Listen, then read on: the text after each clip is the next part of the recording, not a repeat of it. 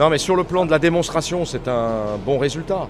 Maintenant, vous savez, à l'extérieur, quand vous prenez un point, c'est toujours un résultat cohérent. Le problème, c'est qu'on n'avait pas pris les 3 points le match précédent à Lyon. Et donc voilà, comme je l'ai dit, notre objectif est de faire 2 points en moyenne sur la saison. On a fait des matchs nuls à la maison. Il faut gagner à l'extérieur. Pour le moment, on a gagné au moins une fois, si j'ai bonne mémoire. Il faudra gagner d'autres fois, mais ceci étant, l'année dernière, on avait su gagner à Monaco. Et il y aura d'autres occasions de gagner à l'extérieur.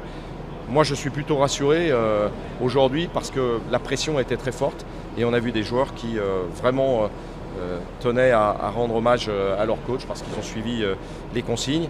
Et puis après, il y a un fait de jeu et ça me permet aussi de dire qu'en football, il faut être extrêmement prudent. Quand on fait des grandes théories que j'entends quelquefois sur la tactique, le jeu qui est déployé, il faut se souvenir qu'il peut y avoir des faits de jeu, un peu de chance. La réussite ce soir d'Anthony Lopez, dont je salue l'anniversaire aujourd'hui, était déterminante. Mais c'est vrai aussi qu'en jouant à 10 contre 11 ici à Angers, c'était très complexe. Je vais profiter pour répondre de manière directe à un certain nombre de choses qui m'ont déplu dans la presse aujourd'hui. Bon, on s'est entretenu de manière tout à fait logique pour comprendre pourquoi je défendais Bruno et sa gestion. Et bon, je pense que vous êtes de très bonne foi, donc il n'y a absolument aucun problème. Mais j'ai expliqué qu'en fait, le cas n'était pas le même entre Bruno et la situation dans le club. Et j'ai fait référence à 2 cas. Le cas de Claude Puel, qui, malgré la pression populaire, était resté jusqu'à la fin de saison. Et j'avais eu raison, parce que d'une part, ça a permis de monter un dossier qui a fait qu'il n'y a pas eu d'indemnité à payer, alors qu'il nous avait réclamé près de 8 millions d'euros. Et deuxièmement, on a terminé sur le podium, donc on a été qualifié. Et après, j'ai dit l'autre cas, c'est le cas de Hubert Fournier. Mais là aussi, on n'était pas au bout de 7 ou 8 matchs de championnat. On était à la fin du mois de décembre.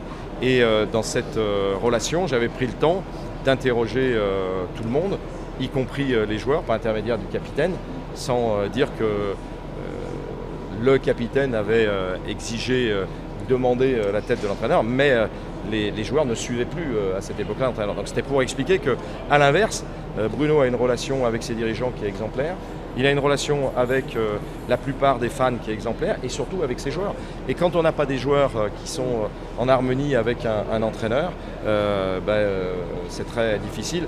À l'inverse, quand il y a une parfaite complicité, on l'a vu ce soir, parce que sous la pression que l'on subissait, le match de Bruno a été vraiment exemplaire et les joueurs lui ont rendu. Et je savais qu'aujourd'hui, compte tenu du contexte médiatique qui était le nôtre, je savais que les joueurs allaient tout faire pour le gagner. On ne l'a pas gagné, mais sur la manière, j'ai eu gain de cause parce que Bruno fait du bon travail et il est très courageux. On avait plus que 3 points en poche parce que le goal average allait être conséquent. Donc voilà, bon, il faut accepter bien sûr sur le match les faits de jeu et ce qui s'est passé. Par contre, mon rôle est d'aller expliquer qu'en fait, on ne peut pas être pénalisé 2 fois, et en particulier sur le match de Monaco qui arrive la prochaine fois. Oui, en fait, bon, j'avais la vidéo, donc bon, j'ai demandé que l'arbitre puisse regarder. Bon, il ne s'agit pas de revenir sur le match. Bon, l'arbitre arbitre en son âme et conscience. Et comme il arbitre en son âme et conscience, j'ai pensé au match suivant qui est contre Monaco. Et j'ai souhaité que voilà, il puisse prendre connaissance des images pour montrer que en fait, Marcello ne fait pas de geste contre lui, c'est simplement un geste de dépit. Et c'est l'arbitre qui baisse son bras sur le bras de Marcello. Donc c'est très, très injuste pour le match, mais ce n'est pas ça qui m'importunait.